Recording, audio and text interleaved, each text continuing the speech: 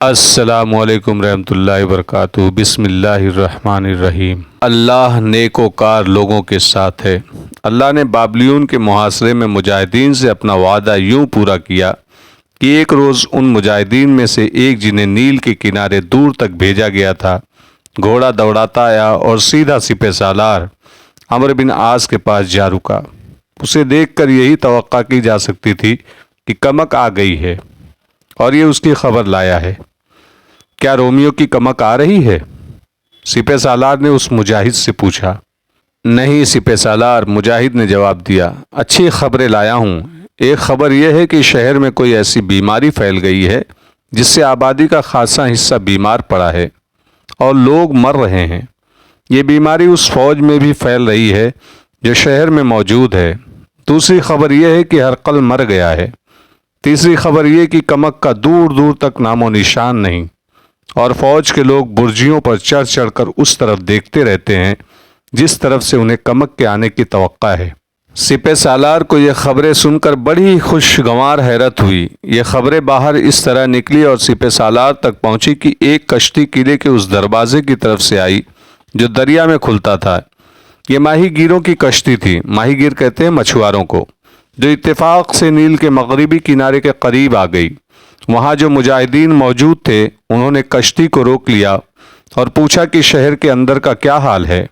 ماہی گیروں نے انہیں یہ خبریں سنا دی اور مجاہدین نے انہیں چھوڑ دیا۔ سپہ سالار نے اسی وقت تمام سالاروں کو بلایا اور انہیں یہ خبریں سنا کر کہا کہ اب توقع رکھی جا سکتی ہے کہ رومی فوج کا حوصلہ مزید کمزور ہو جائے گا۔ رومی فوج کے جرنیل اپنے بادشاہ کی خوشنودی کی خاطر ہی لڑا کرتے تھے اور ان کا بادشاہ مر گیا تھا۔ اس کے برے اثرات کو نظر انداز نہیں کیا جا سکتا تھا، لیکن اس کا یہ مطلب نہ لیا جائے۔ عمرو بن عاص نے سالاروں سے کہا کہ کمک آئے گی ہی نہیں۔ یہ تو ہو ہی نہیں سکتا کہ ہرقل کو مصر کی یہ خبر پہنچی کہ مسلمان بابلیون تک پہنچ گئے ہیں اور وہ کمک نہ بھیجے۔ مرنے سے پہلے اس نے کمک بھیجنے کا حکم دے دیا ہوگا، لہٰذا ہمیں بابلیون سر کرنے میں مزید جوش و خروش پیدا کرنا ہوگا۔ ہرقل کی موت کے متعلق بعض مورخوں نے لکھا ہے کہ مارچ 641 میں مرا تھا، لیکن مستند تاریخ 11 فروری 641 ہے۔ ہرقل سلطنت روم کا آخری جنگجو اور جابر بادشاہ تھا۔ وہ زندہ سلامت تھا تو روم کی طاقت بھی سلامت تھی۔ یہ تو اللہ کی راہ میں جہاد کرنے والوں کا جوش و ایمان تھا کہ ہرقل کو پے در پہ شکستیں دی تھی۔ لیکن سپہ سالار عمرو بن عاص اور امیر المومنین حضرت عمر کہا کرتے تھے کہ رومی کسی بھی وقت قدم جما کر جوابی یلغار کر سکتے ہیں۔ یہ تو وہ سانپ تھا جو مرتے مرتے بھی ڈس جاتا تھا۔ بہرحال اللہ تعالیٰ نے مجاہدین کے ساتھ اپنا وعدہ پورا کیا اور ان کی کامیابی کے راستے کھول دیے۔ تاریخ اس حقیقت کی گواہی دیتے ہیں کہ اللہ نیکوکار بندوں کے ساتھ ہے۔ عمرو بن عاص کو تو یہ اطلاع ملی تھی کہ ہرقل مر گیا ہے، لیکن انہیں یہ معلوم نہ ہو سکا کہ اس کی موت کے بعد بزنطیہ میں کیا صورتحال پیدا ہو گئی تھی۔ انہیں یہ بھی معلوم نہ تھا کہ ملکہ مرتینہ نے جنرل تھیوڈور کو الگ اور خفیہ پیغام بھیجا ہے اور یہ پیغام اپنا اثر دکھائے گا۔ اس پیغام سے صاف پتہ چلتا تھا کہ ملکہ مرتینہ نے جنرل تھیوڈور کو اپنے حسن کا اور انعام و اکرام کا اسیر بنا رکھا تھا۔ تھیوڈور اس کا مداح سرا ہی نہیں، اس کا غلام بنا ہوا تھا۔ مرتینہ نے اسے لکھا تھا کہ شاہ ہرقل کی زندگی کا اب کچھ پتہ نہیں، کیونکہ اس کی صحت تیزی سے گر رہی ہے اور وہ روز بروز نڈھال ہوتا جا رہا ہے۔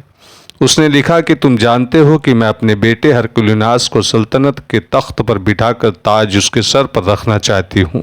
ضروری ہے کہ عرب کے ان مسلمانوں کو مصر سے نکالو، پھر میں یہ کہنے کے قابل ہو جاؤں گی کہ شاہ ہرقل نے تو شکست تسلیم کر لی تھی، لیکن میرے بیٹے نے شکست کو فتح میں بدل دیا ہے۔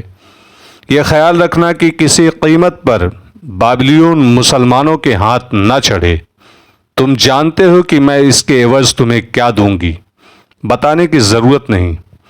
اتنا بتا دیتی ہوں کہ تم حیران رہ جاؤ گے۔ یہ بھی بتا دیتی ہوں کہ میری یہ بات اور یہ خواہش پوری کر دو تو تمہیں سلطنت روم کی ساری فوج کا کمانڈر بنا دوں گی، اور مصر میں تمہیں وہی حیثیت حاصل ہوگی جو مقوقس کی تھی۔ تم مصر کے حکمران ہوگے۔ مرتینہ نے اس پیغام میں کچھ رومانی باتیں بھی لکھی تھی اور یہ بھی کہ مرتینہ تھیوڈور کے لیے بزنطیہ سے حسین ترین اور نوخیز 2-3 لڑکیاں بھیجے گی۔ مختصر یہ کہ مرتینہ نے جنرل تھیوڈور کو یہ کہا تھا کہ وہ مصر سے مسلمانوں کو نکالے، اور اس کے عوض مرتینہ نے تھیوڈور کے لیے ایسی کشش اور دلکشی پیدا کر دی تھی جو انسان کو دنیا میں ہی جنت دکھا دیا کرتی ہے۔